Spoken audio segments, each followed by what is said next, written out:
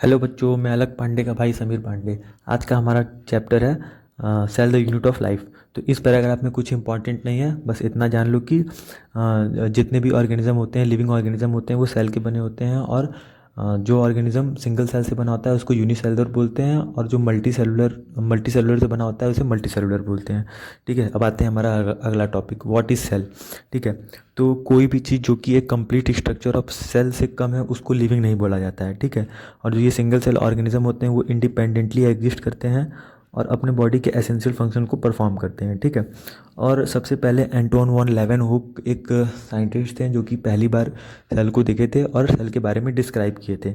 उसके बाद Robert brown आए जो कि सेल के अंदर न्यूक्लियस को डिस्कवर किए। ठीक है, और उसके बाद माइक्रोस्कोप का इन्वेंशन हुआ और डेवलपमेंट हुआ, इलेक्ट्रॉन माइक्रोस्कोप बना, तो पता चला कि और सेल्स के और स्ट्रक्चर्स के बारे में हम लोग को पता चला। ठीक है, फिर आते हैं अब हम लोग सेल थ्योरी पे।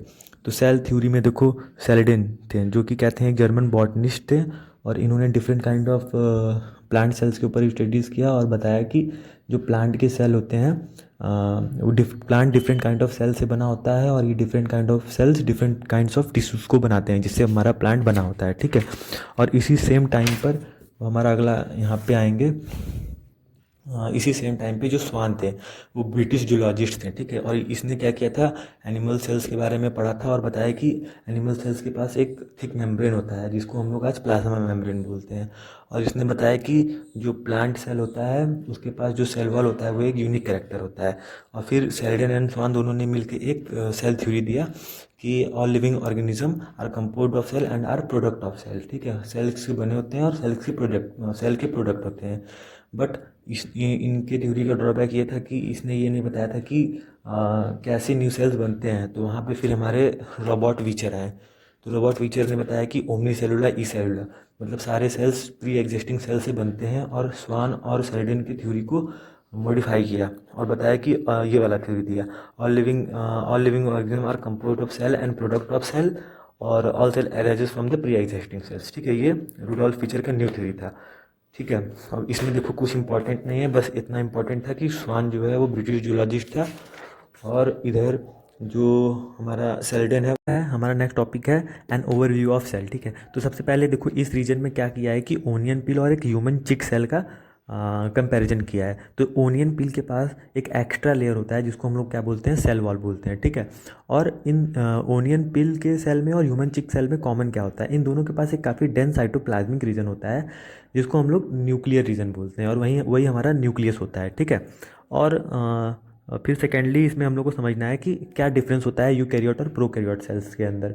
तो जो प्रोकैरियोट सेल्स होते हैं उनके पास मेम्ब्रेन बाउंडेड न्यूक्लियस नहीं होता है और मेम्ब्रेन बाउंडेड सेल ऑर्गेनल्स नहीं होते हैं, और जो यूकैरियोट सेल होता है उसके पास मेम्ब्रेन बाउंडेड न्यूक्लियस भी होता है और सेल ऑर्गेनल्स भी मेम्ब्रेन बाउंडेड होते हैं। और राइबोसोम एक ऐसा सेल ऑर्गेनल है जो कि यूकैरियोट और प्रोकैरियोट दोनों के अंदर मेम्ब्रेन बाउंडेड नहीं होता है। ठीक है, और एनिमल्स के अंदर सेंट्रोसोम एक ऐसा सेल ऑर्गेनल है जो कि मेम्ब्रेन बाउंडेड नहीं होता है। तो इस चीज़ का ध्यान रखना। और एक बहुत इंपॉर्टेंट नीट के पॉइंट ऑफ व्यू से क्वेश्चन है कि सेंट्रोसोम मेम्ब्रेन बाउंडेड क्यों नहीं होता है।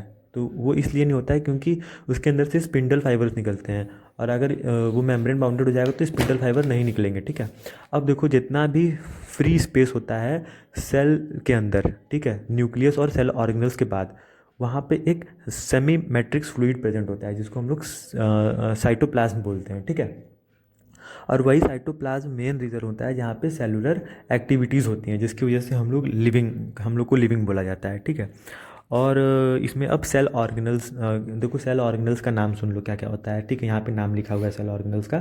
तो वैक्यूल होता है, एंडोप्लाज्मिक रेटिकुलम होता है, गोल्गी बॉडीज होता है, गोल्गी कॉम्प्लेक्स, गोल्गी एपेरेटस। ठीक है, और माइटोकॉन्ड्रिया हो गया। ठीक है, माइक्रो बॉडीज़ हो गए हैं, और भी बहुत ढेर सारे सेल ऑर्गेनल्स होते हैं। ठीक है, तो ये सेल ऑर्गेनल्स प्रोकैरियोट और यूकैरियोट में दोनों में प्रेजेंट होते हैं। अब यहाँ पे सेल का जो साइज होता है वो उसके फंक्शन के हिसाब से वेरी करता है। ठीक है, जैसे कि हमारे पास जो सबसे स्मॉलेस्ट सेल है वो क्या है, यहाँ लिखा हुआ है माइकोप्लाज्म है, जो कि कितना कितना डायमीटर का होता है उसका 0.3 नैनोमीटर का होता है। ठीक है, और एक बैक्टीरिया का जो सेल होता है वो यहाँ पे देखो 3 से 5 नैनोमीटर का होता है। ठीक है, और जो सबसे बड़ा सेल आइसोलेट हुआ है वो ऑस्ट्रिच का एग है। ठीक है, और मल्टी सेलुलर के अंदर सबसे बड़ा सेल है वो कौन सा होता है, वो हमारा रेड ब्लड सेल होता है जो कि 7 नैनोमीटर का होता है। ठीक है, तो लार्जेस्ट सेल ऑस्ट्रिच एग होता है, और लॉन्गेस्ट सेल हमारा देखो ये है, नर्व सेल्स होते हैं, ठीक है। और एक चीज़ यहाँ पे मैं भूल गया, यहाँ पे लिखा हुआ है, पढ़ लेना यहाँ पे, ठीक है। तो वो क्या है कि देखो जो सेल होता है, मैं यहाँ समझा रहा हूँ, ये देखो सेल है। अब सेल के अंदर यहाँ पे न्यूक्लियर रीजन है, न्यूक्लियर रीजन के अंदर जेनेटिक मटेरियल है।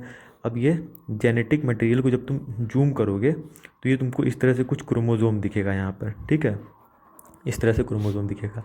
अब इस क्रोमोजोम को जब तुम जूम करोगे तो तुमको डीएनए मिल जाएगा, ठीक है। अब इस डीएनए को भी जब तुम जूम करोगे तो इस तरह से तुमको जीन मिल जाएगा, ठीक है। और यही जीन रिस्पॉन्सिबल होता है कैरेक्टर्स को वो करने के लिए, दिखाने के लिए तुम्हारे बॉडी में, ठीक है।